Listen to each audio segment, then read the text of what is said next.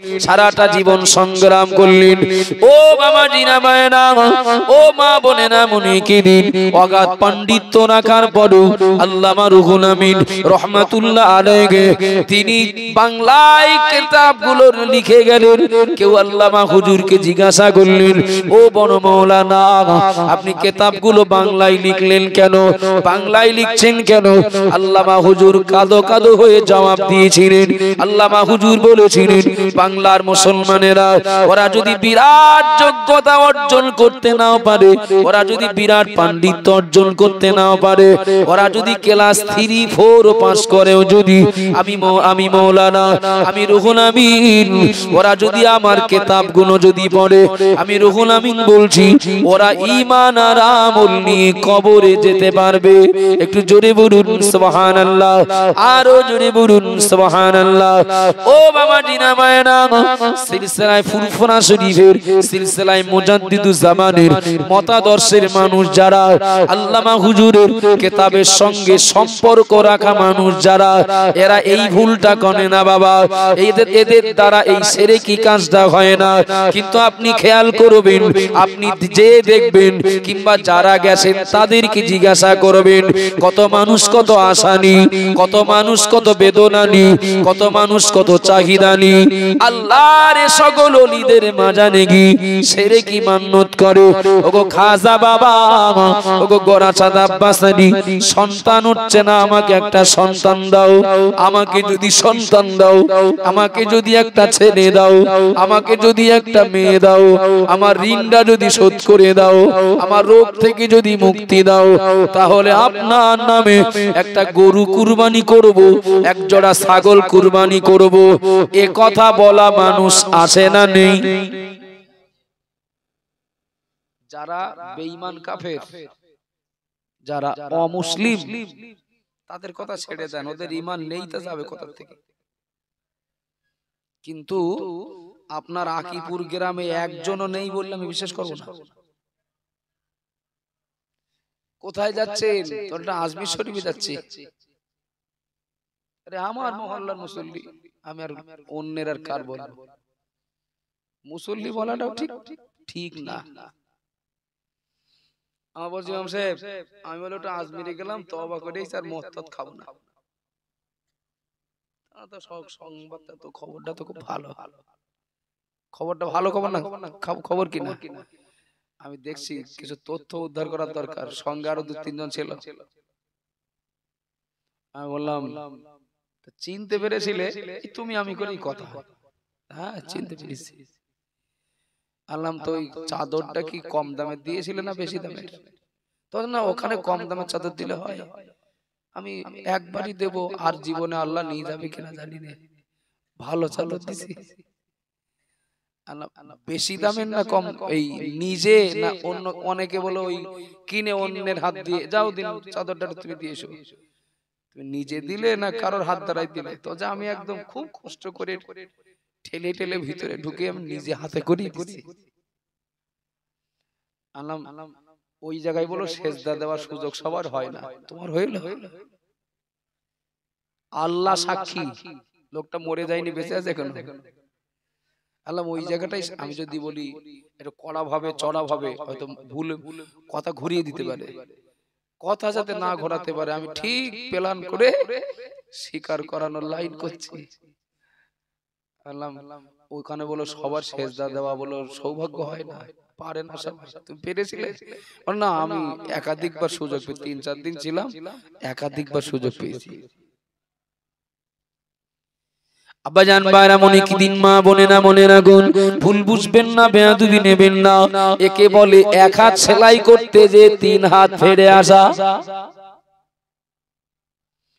ও বাবা জিনা ভাইরা মনে রাখুন, ও মা বোনেরা মনে কি দিন, কোন মূর্খ মানুষ যেন, অশিক্ষিত মানুষ যেন দ্বীন ও শরীয়তের ব্যাপারে জ্ঞান বিবেক জ্ঞান বুদ্ধি যাদের কম, তারা একা একা যেন খাজা বাবার মাজারে না যায়, তারা গোরাচাঁদ হুজুরের মাজারে যেন না যায়।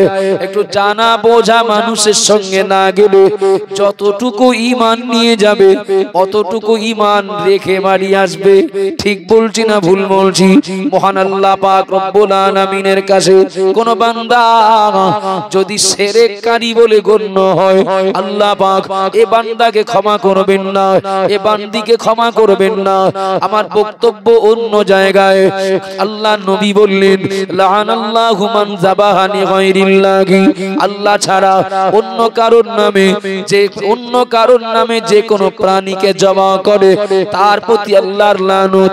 ও বাবা জিনা মায়েরা মনে রাখুন, খাজা বাবার মাজারে গিয়ে, গোরাচাঁদ হুজুরের মাজারে গিয়ে যারা এই কথাগুলো বলেন তাদেরকে বুঝতে হবে, তাদের ব্যাপারে বলতে হবে। তাহলে আল্লাহ রোগ সারাবার মালিক, আল্লাহ সন্তান দেওয়ার মালিক, আল্লাহ ছেলে দেওয়ার মালিক, আল্লাহ মেয়ে দেওয়ার মালিক। তাহলে এ মানুষগুলোর এই কথাগুলো বলে যারা, এ মানুষগুলোর আল্লাহর প্রতি তাদের সেই আস্থা ভরসা নেই বলে তারা পীর বুজুর্গদের মাজারে গিয়ে এগুলো পাওয়ার আশা করে। ঠিক না ভুল? নিশ্চয়ই ওদের আল্লাহর প্রতি সেই আস্থা ভরসা নেই। মনে করে দেখেন, বাইজিদ বোস্তামি বলছেন, আল্লাহ আমাকে জিজ্ঞাসা করছেন, এটা স্বপ্নের কথা, যে বাইজিদ কি নিয়ে আসলে? তা বললেন, আমি শুধু ঈমান নিয়ে এসেছি। বান্দা, আর তুমি ঈমান নিয়ে আসলে আর আরগুলো বললে না? আল্লাহ আরগুলো যে বলবো তা আরগুলোর প্রতি আমার ভরসা নেই, শুধু ঈমানের প্রতি আমার মনোবল আছে। ও বান্দা, তা তোমার ঈমানের প্রতি যখন এত মনোবল, তা তুমি সেই ঠান্ডা দুধ পান করে তোমার সর্দি লেগেছিল, তুমি বলেছিলে ঠান্ডা দুধ পান করে আমার সর্দি লাগলো, রোগ দেওয়ার মালিক দুধ না আমি। আমার কথা বোঝা যাচ্ছে কি? এ কথা আপনাদের অজানা নয়। বাইজিদ বোস্তামি বললেন, আমল বাদ দিয়ে ঈমানের কথা বললাম, যা ঈমানের ভিতরে আর সমস্যা আশা করছি থাকবে না। আল্লাহ বললেন, তা তুমি ঠান্ডা দুধের দোষ দিলে কেন? ও বাবা জিরা ভাইরা মনে রাখুন, ও মা বোনেরা মনে কি দিন, আমার বলার উদ্দেশ্য হলো এটাই। নামাজের পাটিতে দাঁড়িয়ে বলি, সিরাতাল্লাযীনা আন'আমতা আলাইহিম। আর এই চাওয়া, এই চাহিদার মানুষটা যদি নিজের কোনো আশা, কোনো চাহিদা পূরণ হওয়ার আশায় দুনিয়ার কারণ নামে, দুনিয়ার কোন সৃষ্টির নামে কোন প্রাণীকে যদি জবাহ করে, বিশ্বাস করুন এ মানুষটা নামাজি হলেও, এ মানুষটা আল্লাহর কাছে যতই নেয়ামত চাইলেও, আল্লাহ নবী বললেন লোকটা লানত প্রাপ্ত। সুতরাং যদি আমাদেরকে আল্লাহর লানত থেকে বাঁচতে হয়, যদি নেয়ামত প্রাপ্ত হতে হয়, তাহলে এক নাম্বার এই কথাটা মনে রাখবো, জীবনে কোনোদিন আল্লাহ ছাড়া অন্য কারোর কাছে কোনো কিছু পাওয়ার আশা করব না। ঠিক বললাম না ভুল বললাম?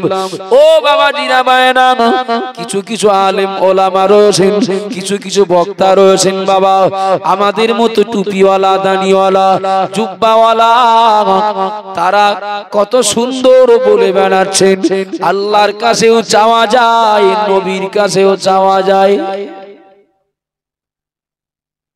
নাউজুবিল্লাহ, বাড়িতে বলবেন, বলেন নাউজুবিল্লাহ। আল্লাহর কাছেও চাওয়া যায়, নবীর কাছেও চাওয়া যায়। বলছে না বলে না? কথা বললে অনেক বলা যায়, চেষ্টা করলে বলতে পারি। শুধু এতটুকু কথা বলবো বাবা, জামানাটা ফিতনার, জামানাটা ফিতনার জামানা। يصبح الرجل مؤمنا ويصبح كافرا ويمسي مؤمنا ويصبح كافرا। ও বাবা জিনা মায়না মনে রাখুন, আমার নবী এই জামানার ব্যাপারে ভবিষ্যৎবাণী করে গেলেন, আখিরি জামানায়, শেষ জামানায় ফিতনা এত পরিমাণে বেড়ে যাবে, ফিতনা এত পরিমাণে বৃদ্ধি পাবে। আমার উম্মত উম্মতিদের ভিতরে আমার কিছু উম্মত, আমার কিছু উম্মতি, ওরা সকালবেলা ঈমানদার থাকবে আর সন্ধ্যাবেলা কাফের হয়ে যাবে, আবার সন্ধ্যাবেলা ঈমান আনবে, সকালবেলা আবার কাফের হয়ে যাবে।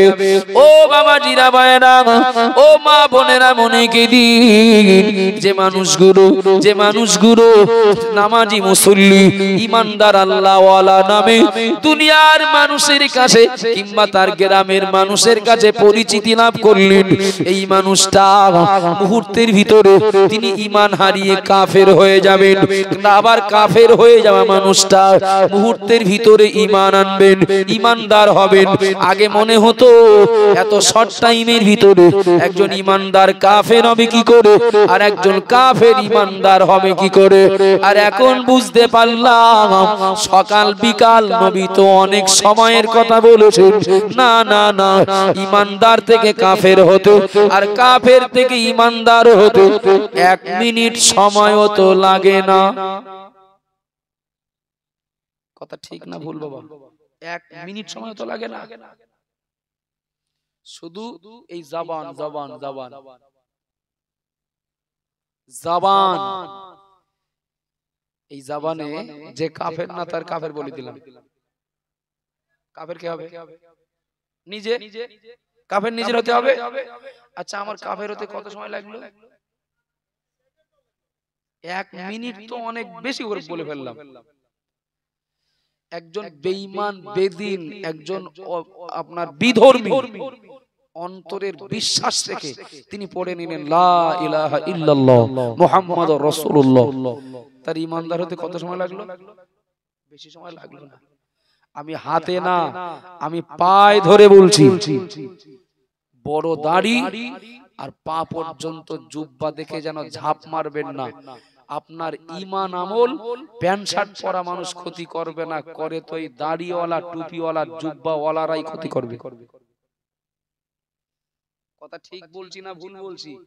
ইবনে সিরিন কেন বলেছেন ইন্না হাযা ইলমা দীনুন ফানজুরু আম্মান তাখুযুনা দীনাকুম? যার মর্ম হলো যার কাছ থেকে জ্ঞান নেবে, যার কাছ থেকে জ্ঞান নেবে আগে তার সম্পর্কে একটু যাচাই বাছাই করো। সবার কাছ থেকে কোরআন হাদিস নেওয়া যাবে না, সবার কাছ থেকে ওয়াজ নসিহত নেওয়া যাবে না, সবার কাছ থেকে দ্বীনের জ্ঞান সংগ্রহ করা যাবে না বাবা। চলেন, কত আলেম ওলামারাও বলছেন আল্লাহর কাছেও চাওয়া যায়, নবীর কাছেও চাওয়া যায়। এখন এ হুজুরির ভক্ত হলে ও কিয়াস করবে যে আলেমেরা তো নবীর ওয়ারিস। কথা ঠিক না ভুল? আলেমেরা তো নবীর ওয়ারিস, সুতরাং যদি নবীর কাছে চাওয়া যায় তা খাজা বাবার কাছেও চাওয়া যাবে। ভুলটা কোথায়? ওরা তো কিয়াস করে বলবে যে ও নবীর কাছেও যদি চাওয়া যায় তো বসিরহাট আল্লামা হুজুরির কাছেও চাওয়া যাবে, কেননা তিনি তো নবীর একজন ওয়ারিস, উত্তরসূরি। কোরআন হাদিসের পাণ্ডিত্য আসে যার, এ শিক্ষা আসে যার, তিনি নবীর ওয়ারিস। ছাড়েন, ভারতবর্ষ সার্বভৌম গণতান্ত্রিক ধর্ম নিরপেক্ষ রাষ্ট্র। আমি কি মানবো ওটা আমার ব্যক্তি স্বাধীনতা আছে, আপনি কি মানবেন ওটা আপনার ব্যক্তি স্বাধীনতা আছে। এই ফিতনার ভিতর থেকে আপনার আমার অবস্থান নিজেদেরই স্পষ্ট করতে হবে, মজবুত করতে হবে। আব্বাজান ভাইরা, মনে কি দিন, মা বোনেরা মনে রাখুন, আমি অনেক কথা বলে ফেললাম। তাহলে আল্লাহর নিয়ামত প্রাপ্ত বান্দা যতই হতে চাই, যদি আমি আল্লাহ ছাড়া কারোর নামে কোনো প্রাণী জবা করি, নবী বলেছেন, তাহলে লোকটা লানত প্রাপ্ত বান্দা হবে। 1 নাম্বার শিক্ষা নেই, যদি আল্লাহর লানত থেকে বাঁচতে চাই, আল্লাহ ছাড়া কারোর নামে কোনো প্রাণীকে জবা করা যাবে না, আল্লাহ ছাড়া কারোর নামে কোনো প্রাণী উৎসর্গ করা যাবে না, আল্লাহ ছাড়া কারোর কাছে চাওয়া যাবে না, আল্লাহ ছাড়া কেউ আমার রোগ ভালো করতে পারে এই বিশ্বাস করা যাবে না, আল্লাহ ছাড়া কেউ আমার সন্তান দিতে পারে এই বিশ্বাস করা যাবে না বাবা। ও বাবা জিনা মায়েরা, ও মা বোনেরা, মনে কি দিন, নবী আমার 2য় নম্বরে ওই চিঠিতে সাহাবাদের দ্বারা লিখিয়েছেন লানাল্লাহু মান সারাকা মানারাল আরদি আও কামা ক্বালা আলাইহিস সালাম। নবী আমার জানিয়ে দিলেন, আমি মুহাম্মদুর রাসূলুল্লাহ বলছি, আল্লাহর লানত প্রাপ্ত বান্দা ওরা যারা জমিনের সীমানা চুরি করে, ও বাবাজিরা মায়েরা, যারা জমিনের সীমানা চুরি করে মানে আল কাটে, আল ঠেলা মুসল্লি আছে না নেই? একটু কথা বলেন বাবা। নামাজের পাটিতে দাঁড়িয়ে বলছেন ইহদিনাস সিরাতাল মুস্তাকিম সিরাতাল লাযিনা আনআমতা আলাইহিম। আর মাঠে গেছে, মাঠে যে কোথাকার আল ঠেলে কোথায় নিয়ে পুল সেরাত বানিয়েছে।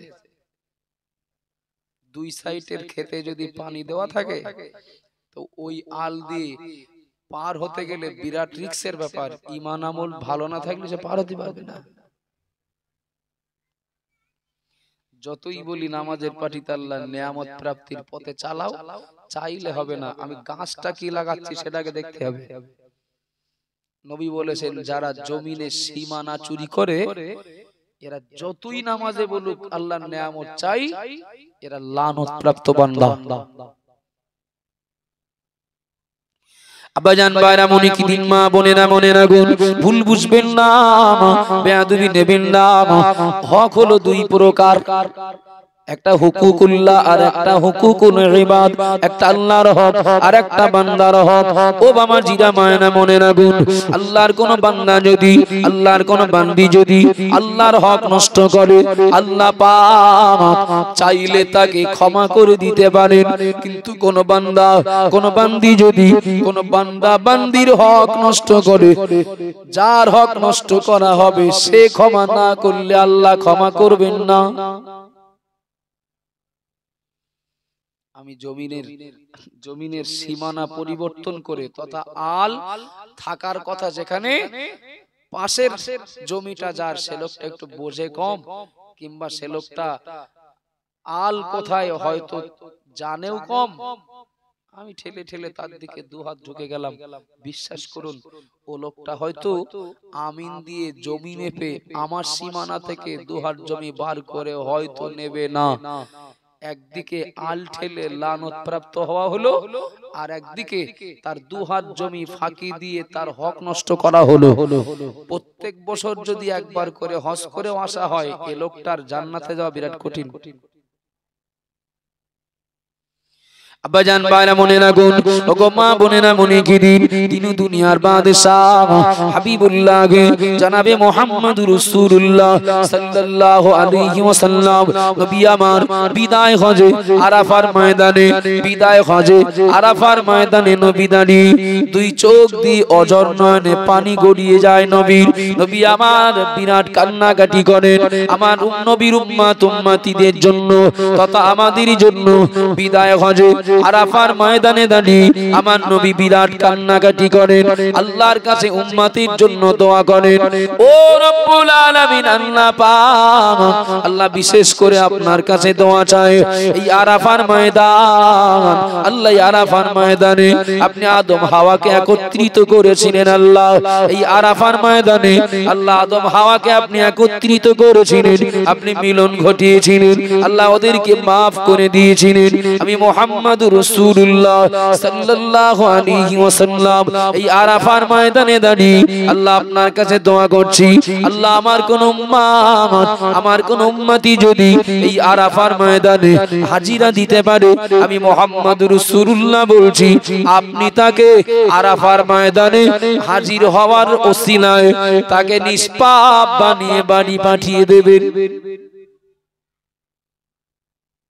দোয়া করছেন নবী আর দোয়া করছেন আরাফার ময়দানে দাঁড়িয়ে, দোয়া কবুলিয়াতের জায়গায় দাঁড়িয়ে। আর দোয়া করছেন যিনি, তিনি আল্লাহর সবথেকে প্রিয় বন্ধু। আর জায়গাটা হলো দোয়া কবুলিয়াতের জায়গা। ও বাবা জিনা ভাইরা মনে রাখুন, আল্লাহ নবীর দোয়া শেষ হয়ে গেল। নবীর দোয়া শেষ হতে না হতেই আল্লাহ জিবরাইলকে পাঠিয়ে দিলেন, ও জিবরাইল চলে যাও, আমার নবীকে গিয়ে বলো, আমার নবীকে গিয়ে বলো আমি আল্লাহ আমার নবীর দোয়ার অর্ধেকটা কবুল করেছি আর অর্ধেকটা কবুল করতে পারবো না। আমার নবীকে গিয়ে বলো, আমার নবীকে গিয়ে সংবাদ দাও আমার নবীর সম্পূর্ণ দোয়া আমি আল্লাহ কবুল করব না। জিবরাইল আমার নবীকে বলে বলো আমার নবীর কোন উম্মত উম্মতি তথা আমি আল্লাহ আমার কোন বান্দা বান্দি আমি আল্লাহ যদি আমার হক নষ্ট করে আসে আমি ইচ্ছা করলে ওটা মাফ করে দেব। আমার কোন বান্দা বান্দি যদি আমার কোন হক নষ্ট করে আসে, জীবনে কিছু নামাজ কাজা হয়েছে, জীবনে কিছু রোজা কাজা হয়েছে, আমি আল্লাহ ইচ্ছা করলে ওটা মাফ করে দেব।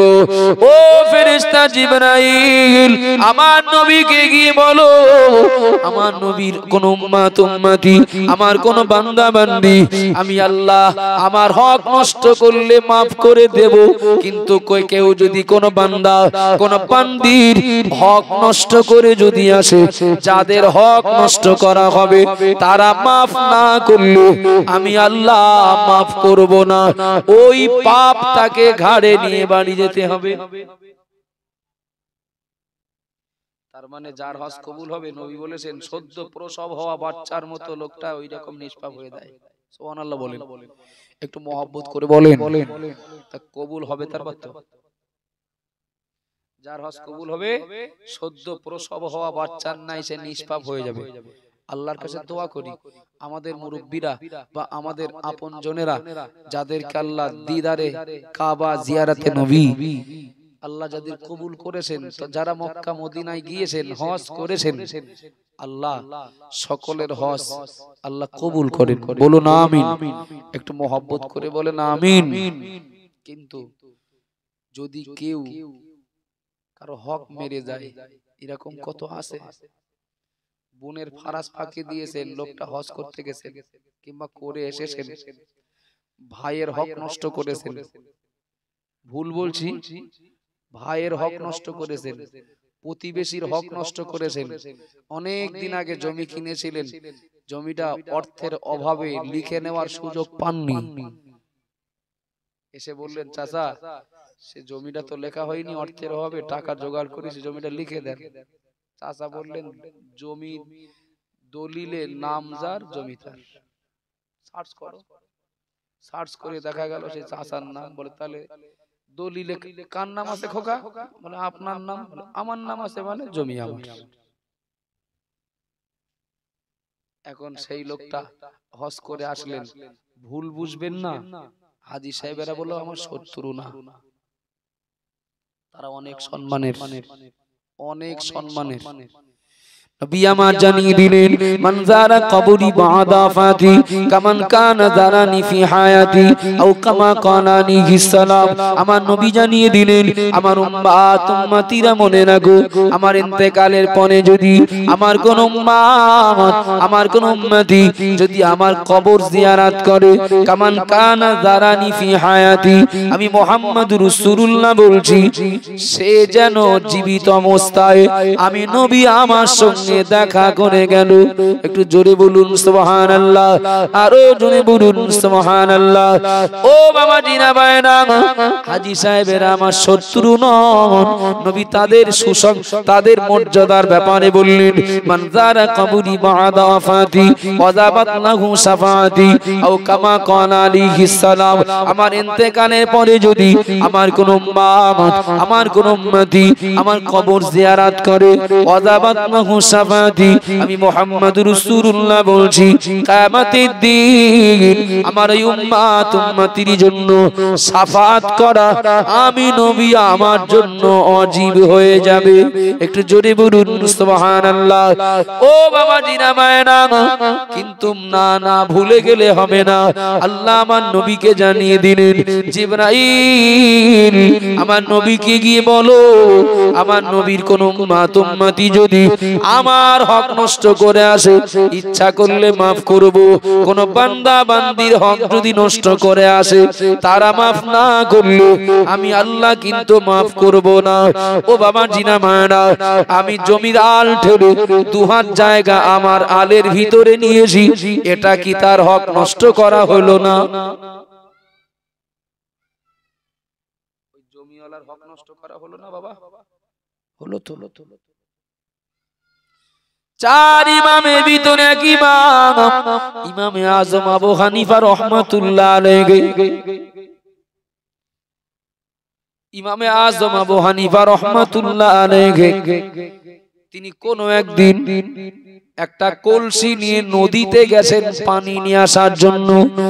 মনোযোগ দিয়ে শুনবেন বাবা, ইমামে আজম কলসি নিয়ে তিনি নদীতে পানি নিয়ে আসতে গেছেন। আমাদের মতো বাড়ি বাড়ি কল ছিল না।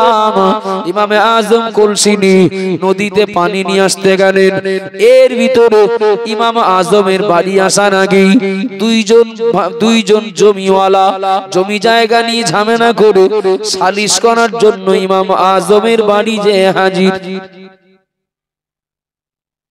এদের জমি জায়গার সমস্যা। ইমাম আজমের বাড়িতে দুইজনই সহমত পোষণ করে একমত হয়ে যে দেখো আমাদের ইমাম সাহেব যেটা বিচার করে দেবেন আমরা সেটাই মেনে নেব। এদের জমি সমস্যা কি? এ বলছে আমি তোর দিকে 5 হাত পাই, ও বলছে না আমি তোর দিক 10 হাত পাই। এই যে দুইজনেরই দাবি আমি তোমার দিকে পাই, দুইজনই আবার একমত। ইমাম আবু হানিফা যেটা বলবেন আমরা সেটাই মেনে নেব। দুইজন গেলেন ইমাম আজমের বাড়িতে। ইমাম আজমের বাড়ি থেকে যে দেখেন হুজুর বাড়ি নাই। কোথায়? পানি নিয়ে আসতে গেছেন ওই নদীতে। কিছু সময় তারা বসে থাকার পরে সিদ্ধান্ত নিলেন এক কাজ করি, আমরা একটু এগিয়ে যাই, তাহলে রাস্তায় প্রয়োজন মিটিয়ে নেব, রাস্তায় কথা বলে নেব। আব্বা জান ভাইরা মনে রাখুন, ও মা বোনেরা মনে কি দিন, এই দুইজন বান্দা দুইজন জমিওয়ালা ইমাম আজমের বাড়ি থেকে এবার নদীর দিকে হাঁটতে লাগলেন। নদীর দিকে এগিয়ে যেতে লাগলেন। কিছু রাস্তা যাওয়ার পরে দেখতে পান নোমান বিন সাবিত ইমামে আজম আবু হানিফা রহমাতুল্লাহ আলাইহি মাথায় করে কলসি নিয়ে তিনি বাড়ির দিকে গুটি গুটি গুটি গুটি পায়ে গিয়ে আসছিলেন। ইমামে আজম দেখলেন দুইজন বান্দা তার দিকে এগিয়ে যাচ্ছেন। আর এই দুইজনা দেখতে পেলেন ইমামে আজম কলসি মাথায় নিয়ে আমাদের দিকে এগিয়ে আসেন। মুখোমুখি হয়ে দুইজন জমিওয়ালা ইমাম আজমকে কিছু বলার আগেই ইমাম আজম বললেন, বাবা তোমরা কিছু বলবে নাকি? তোমরা আমার খুঁজছো নাকি? আমার অনুসন্ধান করছো নাকি? দুইজন জমিওয়ালা বললেন, ও ইমাম আমাদের জমি জায়গা নিয়ে একটু ঝামেলা হচ্ছে, আমরা দুজনাই সিদ্ধান্ত নিয়েছি আপনি যে বিচার করে দেবেন সেই বিচারটা আমরা মেনে নেব। একটু জোরে বলুন সুবহানাল্লাহ, আরো জোরে বলুন সুবহানাল্লাহ। এরা জমি নিয়ে ঝামেলা করতে পারে কিন্তু এদের মানসিকতাটা কিন্তু ভালো। ইমামে আজম যে বিচারটা করে দেবেন সেই বিচারটা মেনে নেব, সিদ্ধান্তটা মেনে নেব। ও বাবা জিনা মায়না, ইমামে আজম ওই জায়গায় দাঁড়িয়ে থাকা কালীন মাথার উপর থেকে কলসিটা নামিয়ে তিনি একটা রুমাল বিছি রুমালের উপরে কলসিটা রাখলেন, তথা কলসিটা সরাসরি মাটিতে রাখলেন না। কলসিটা একটা রুমালের উপরে কাপড়ের উপরে রেখে বললেন, বাবা বলো কি সমস্যা, কি আমি বিচার করব?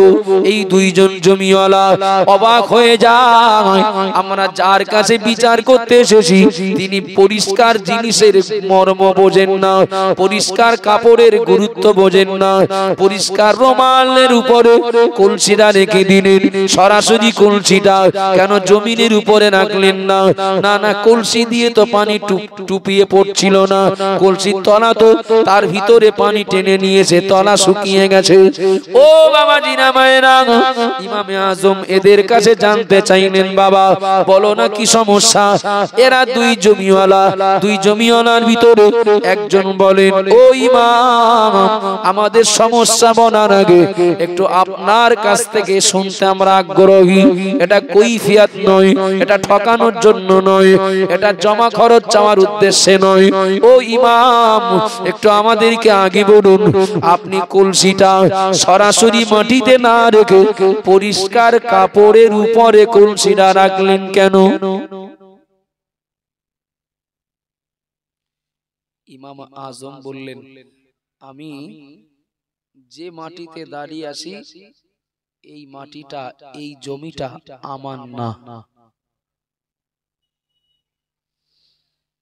এই জমিটা আমার না, এটা অন্যের জমি। একটু জোরে বলুন না সুবহানাল্লাহ, আর একটু মহব্বত করে বলেন না সুবহানাল্লাহ। তাহলে যদি মনে করি লানত প্রাপ্ত হব না, তাহলে বাপ মা যাদের এখনো বেঁচে আছে, বাপ মায়ের সঙ্গে ব্যবহার ভালো করতে হবে। কথা ঠিক না ভুল বাবা? 4 নম্বরে নবী আমার ওই চিঠিতে সাহাবাদেরকে দিয়ে লিখিয়েছেন, লানাল্লাহু মান আওয়া মুহদিসান, আল্লাহর লানত প্রাপ্ত বান্দা ওরা যারা কোন বেদাত প্রচারককে আশ্রয় দেয়। এটা খুব জটিল সমস্যা, খুব জটিল বিষয়। বেদাত প্রচারককে যে আশ্রয় দেবে সে আল্লাহর লানত প্রাপ্ত হবে। ওই নবী বলেছেন, ইউসাল্লিমু আলাইহি ইযা লাকিয়াহু। এক কথায় কোন মুসলমানের সঙ্গে দেখা হলে সালাম দাও। সুবহানাল্লাহ বলে। কোন মুসলমানের সঙ্গে দেখা হলে সালাম দাও। খুব প্রামাণ্য একটি কিতাব, কোন কিতাবের হাওলা দিয়েছেন আল্লামা হুজুর, সেই কিতাবটার নাম আমার মনে নেই, তবে আমি যে তথ্যটা দিচ্ছি এটা হুজুর আল্লামার কিতাবে আছে। মুসলমানকে দেখলে সালাম দাও, যেখানে এ হুকুম ওই কিতাবেই আবার লেখা আছে, মান আক্কারা সাহিবা বিদআতিন ফাকাদ আ'আনা আলা হাদমিল ইসলাম। কেউ যদি কোন বেদাত প্রচারককে সালাম তো দূরের কথা, যদি সম্মান দেয়, সে যেন ইসলামকে ধ্বংস করার জন্য সাহায্য করে। নাউজুবিল্লাহ বলেন। নাউজুবিল্লাহ বললেন তা কেন খিদে লেগেছে বিরাট। সালাম দেওয়ার কথা বলা হয়েছে মুসলমানের সঙ্গে দেখা হলে, কিন্তু কোন বেদাত প্রচারককে সালাম তো দূরের কথা, যদি তাকে যদি সম্মান দেওয়া হয় যেভাবে হোক, সে যেন এই সম্মান দেওয়াতে ইসলাম ধ্বংস করতে সাহায্য করলো। বলেন নাউজুবিল্লাহ। যদি লানত থেকে বাঁচতে জমির আল ঠেলা বন্ধ করতে হয়, লানত থেকে বাঁচতে যদি আব্বা মায়ের সঙ্গে ভালো ব্যবহার করতে হয়, লানত থেকে বাঁচতে যদি আমার আল্লাহ ছাড়া অন্য কারোর নামে প্রাণী জবাহ করা বন্ধ করতে হয়, তাহলে লানত থেকে বাঁচতে গেলে বেদাত প্রচারককে আশ্রয় দেওয়া থেকে দূরে থাকতে হবে। কিন্তু কঠিন সমস্যা তো, যে বেদাত প্রচারক কারা? আমি বলছি আপনি বেদাতি, আপনি বলছেন তুমি বেদাতি। কি ভুল বলছি নাকি? আচ্ছা, মুয়াজ্জিন সাহেবের সাইকেল চুরি হয়ে গেছে, চোরও এত হাগল পাগল, এত বুদ্ধি কম, চুরি করবি না করবি, তা মুয়াজ্জিন সাহেবের সাইকেল চুরি করেছে। কিন্তু মুয়াজ্জিন সাহেবের কাছে মসজিদের চাবি থাকে না। একটু কথা বলেন বাবা। অন্য কারো সাইকেল চুরি কর, তো মুয়াজ্জিন সাহেবের, ও জানতো না হয়তো। মুয়াজ্জিন সাহেব কোনো কথা নেই, চাবিটা নিয়ে মসজিদে যে মসজিদের মাইকে বললেন, বিশেষ ঘোষণা, আমার সাইকেল এইমাত্র চোর ঘর থেকে বার করেছে, মুসল্লিরা একটু রাস্তার মুখগুলো দাঁড়িয়ে দেন, রাস্তার মুখগুলো একটু আটকে দেন। আচ্ছা, এই আওয়াজ চোরও শুনবে না? শুনবে না? একটু কথা বলেন বাবা। শুনবে না? শুনবে না? আচ্ছা, এই আওয়াজ চোর যদি শোনে, সাইকেল হাতে রাখবে না খানায় দেবে? যেই মহল্লায় প্রচার হয়ে গেল, মুহূর্তের মধ্যে চোর দেখলো পিঠ যদি আমার বাঁচাতে হয়, তাহলে এই সবাই যা বলছে আমারও তার সঙ্গে তাল দিতে হবে। সেটা কিভাবে? চোর নিজেও সাইকেলটা পুকুরের মধ্যে ফেলে দিয়ে ও এবার চিল্লাতে লাগলো, শালা চোর কোথায়, ধরবো, মারবো, ফাড়বো, কাটবো, শালা তুই সাইকেল আর পাস না, আমাদের মুয়াজ্জিনের সাইকেল চুরি করেছিস।